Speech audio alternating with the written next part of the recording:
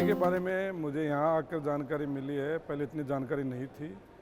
जो राष्ट्रीय विधायक सम्मेलन है भारत 2023, उसमें एमआईटी का भी बहुत सारा बड़ा योगदान है। तो उन्होंने जो राजनीतिक संसद, एक आप लोग बता रहे हैं कि वहाँ से क्लास लगती है और एजुकेशन होता है, बहुत अच्छी बात है। आज की जो पॉलिटिशियन है, आज की जो राजनीतिक है, उसमें पढ़े लिखे युवा आना बहुत ज़रूरी है। पॉलिटिशियन है वो दिन ब दिन बहुत निचले स्तर पर जाती जा रही है। अभी जातिवाद, क्षेत्रवाद, धर्मवाद, इस पर पॉलिटिशियन हो रही है। और आजकल लोग पॉलिटिशियन को बहुत अच्छी नज़र से नहीं देखते हैं कि पॉलिटिशियन है। तो इसलिए अगर जो एमआईटी ने जो शुरुआत की है कि एक अच्छा राजनीतिक युवा सांसद जो चला रहे हैं कि राजनीतिक सपोर्ट करेंगे बच्चे, तो मैं समझता हूँ जहाँ तक एमआईटी से निकल के आके और जो स्टूडेंट राजनीतिक में आएगा और वो राजनीतिक में आकर के चाहे पंचायत राज हो, चाहे विधानसभा हो, चाहे पार्लियामेंट हो, चाहे विधान परिषद हो या नगर परिषद हो, नगर पालिका हो, इनमें वो जाएंगे तो जो उनके पास एजुकेशन है उसका बेनिफिट कहीं ना कहीं आम जनता को मिलेगा। उनके पास जो योजनाएं हैं उनको उनकी जानकारी होगी। आज टेक्निकल का ज़माना है, कंप्यूटर का ज़माना है, आईटी का ज़माना है। इसमें जो एमआईटी से निकल कर स्टूडेंट आएंगे वो सारी योजनाएं कंप्यूटर के द्वारा जानकारी ले लेंगे और कंप्यूटर के द्वारा सारी योजनाओं की जानकारी जनता को बताएंगे। अभी मैं आपको उदाहरण बता दूंगी, जैसे हम विधानसभा में बैठते हैं, बहुत सारे एमएलए ऐसे हैं कि उनको मैंने अभी तक 5 साल में कभी बोलते हुए नहीं देखा, कभी कोई क्वेश्चन लगाते हुए नहीं देखा। आजकल पूरी विधानसभाएं हैं और डिजिटल कर दी कि घर बैठे आप ऑनलाइन क्वेश्चन लगाओ। तो वो विधायक जो हैं, मेरे साथी बहुत सारे जो वृद्ध हैं, सीनियर हैं, उनके पास वो जानकारी नहीं है, वो एजुकेशन नहीं है। तो उनको मजबूरन किसी ना किसी को हायर करना पड़ता है कि यार मेरे विधानसभा क्षेत्र की कुछ क्वेश्चन लगाने के लिए, कुछ योजनाओं की जानकारी लेने के लिए बच्चों को हायर करते हैं। अब वो घर से क्वेश्चन तो लगा सकते हैं, योजनाओं की जानकारी ले सकते हैं, लेकिन विधानसभा में तो उन्हीं को जाना पड़ता है और वो विधानसभा में वो बात नहीं उठा सकते जो एक युवा पढ़ा लिखा बात उठाता है। तो मैं समझता हूँ जहाँ तक एमआईटी से जो छात्र निकलेंगे तो भारत की राजनीतिक में बहुत कुछ सुधार होगा और भारत की राजनीतिक बहुत अच्छी साफ सुथरी छवि की होगी और भारत देश को आगे बढ़ने में बहुत एक अच्छा चांस मिलेगा कि बहुत अच्छे अच्छे राजनीतिक में आ रहे हैं। जैसे अभी एक राजनीति में यूनिवर्सिटी से एक एमएलए आता है, एक एमएलए गांव से आता है। तो जो यूनिवर्सिटी से जो एमएलए आएगा, जितनी बात विधानसभा में वो उठाएगा, उतनी एक आम आदमी जो एमएलए आता है वो नहीं उठा सकता। इसलिए एमआईटी से जो स्टूडेंट आएंगे उनका बहुत अच्छा फ़ायदा मिलेगा। और मैं धन्यवाद देना चाहूँगा जो भी एमआईटी के जो हैं ऑर्गेनाइज़र, उनकी कि आप लोगों ने बहुत एक अच्छी सोच के और एक अच्छी तरफ एक इशारा किया है कि हम राजनीतिक के अंदर बच्चों को ले जाएंगे। तो बहुत अच्छी सोच है।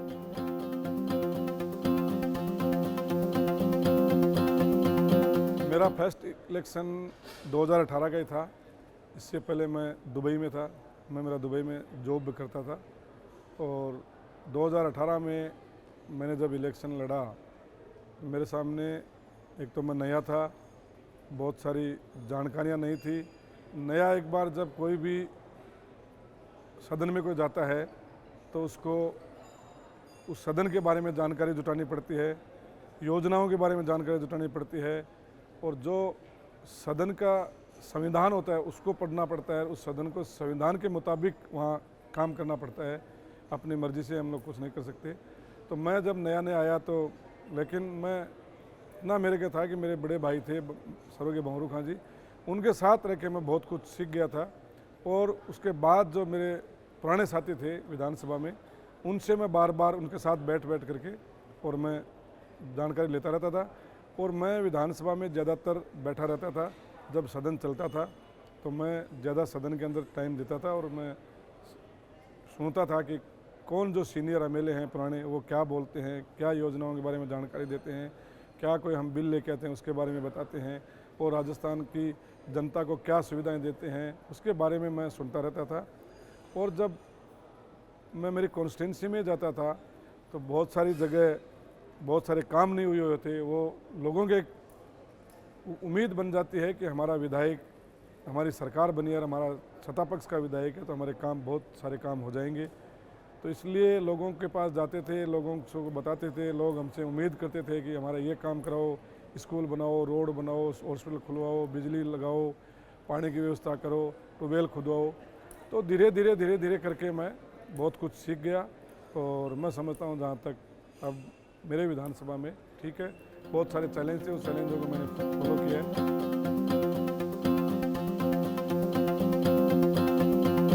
ये आपने बहुत अच्छा सवाल किया है कि पॉलिटिकल लाइफ और पर्सनल लाइफ क्या है कि मैं मेरा निजी समझता हूँ जहाँ तक बहुत ही मुश्किल काम है कि दोनों को एक साथ लेके चलना। हमारा पर्सनल लाइफ कोई नहीं होती है। जब हम पॉलिटिक्स में आ गए तो हमारी पब्लिक की लाइफ होगी कि हम हमारी पर्सनल लाइफ को अलग रखते हैं और पॉलिटिकल लाइफ उसको ही उसमें जीते हैं कि हम जनता की सेवा के लिए हम आए हैं और जनता ने हमें सेवा के लिए चुना है। तो हम ज़्यादातर यही ध्यान रखते हैं कि हम जनता की सेवा ज़्यादा करें। हाँ, जब कोई ज़रूरी हो तो हम पर्सनल लाइफ में भी हम टाइम देते हैं, लेकिन पर्सनल लाइफ से ज़्यादा पॉलिटिकल जो जनता की जो लाइफ है उसमें हम ज़्यादा ध्यान रखते हैं कि हमारी जनता कहीं दुखी ना हो, किसी को कोई तकलीफ़ ना हो, कोई परेशान ना हो, कोई उनकी समस्या हो। उन समस्याओं का समाधान करने के लिए हम दिन रात लगे रहते हैं कि ये समस्या इस गांव की समस्या है, इस शहर की समस्या है, चाहे वो बिजली की हो, पानी की हो, चिकित्सा की हो, सड़क की हो। उन समस्याओं का समाधान करने के लिए हम ज़्यादातर तत्पर रहते हैं। बाकी पर्सनल लाइफ में तो बहुत कम टाइम दे पाते हैं। पर्सनल लाइफ के अंदर परिवार को, रिश्तेदारों को, बच्चों को, इनको बहुत कम टाइम दे पाते हैं। ज़्यादातर हम जनता की, जनरली हम लोग पब्लिक के बीच रहते हैं तो पब्लिक हमसे उम्मीद करती है कि हमारा विधायक हमारे बीच आए, हमारी समस्या सुने।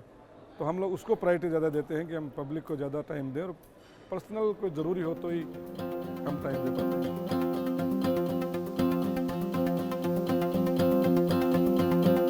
मेरी यही एडवाइस है युवाओं को कि आप लोग पॉलिटिकल में आओ तो लेकिन एक संकल्प लेके आओ, एक शपथ लेकर के आओ कि हम राजनीतिक में जा रहे हैं, राजनीति को बिजनेस बना करने आए, राजनीति को एक कारोबार बना करने आए।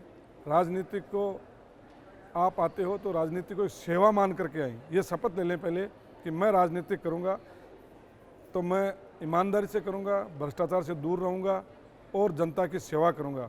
अमूमन क्या होता है कि राजनीतिक में लोग आते हैं, आज जल पहले भी मैंने आपको बताया कि राजनीति को लोग दूसरी नज़र से देखने लग गए नेता को। तो राजनीतिक में आने से पहले ये शपथ ले लें कि मैं जनता की सेवा करूंगा और ईमानदारी से करूंगा। आप जब राजनीतिक में आ रहे हो तो राजनीतिक करोगे तो ये नहीं कि आपको खुद को कुछ नहीं मिलता है, नहीं, आपके लिविंग स्टैंडर्ड के ऊपर आपको जो भी खर्चा होता है, चाहे गाड़ी का हो और हो, ये सब सरकार देती है। और जो सरकार जो दे रही है वो कोई किसी का नहीं, वो उसी जनता का ही पैसा है। एक जनता का टैक्स का जो पैसा है, GST का जो पैसा है, वो सारा पैसे में से ही सरकार हमें, चाहे गाड़ी का हो, चाहे भत्ता हो, चाहे सैलरी हो, चाहे होम अलाउंस हो, टेलीफोन का हो, बिजली का हो, ये सब उस जनता के पैसे में से हमें मिलता है। जब हमें वो सुविधाएं मिल रही हैं तो क्यों हम भ्रष्टाचार की तरफ जाएं? हम उस पैसे को सही उपयोग करें और ईमानदारी से जनता की सेवा करें। ये शपथ लेकर के युवा आएंगे तो मैं समझता हूँ तो भारत को आगे बढ़ने से कोई दुनिया की ताकत नहीं रोक सकती। एक दिन भारत उस ऊंचाई को छू लेगा कि जिसकी हम उम्मीद कर रहे हैं कि हमारा भारत एक दिन बहुत ऊंचाइयों पर जाए और दुनिया, पूरे वर्ल्ड के अंदर, संसार में एक नंबर पर भारत हो। ऐसा मैं सोचता हूँ, ऐसा मैं युवाओं को कहना चाहूँगा कि आप लोग राजनीतिक में आओ, परंतु आओ इस संकल्प के साथ आओ।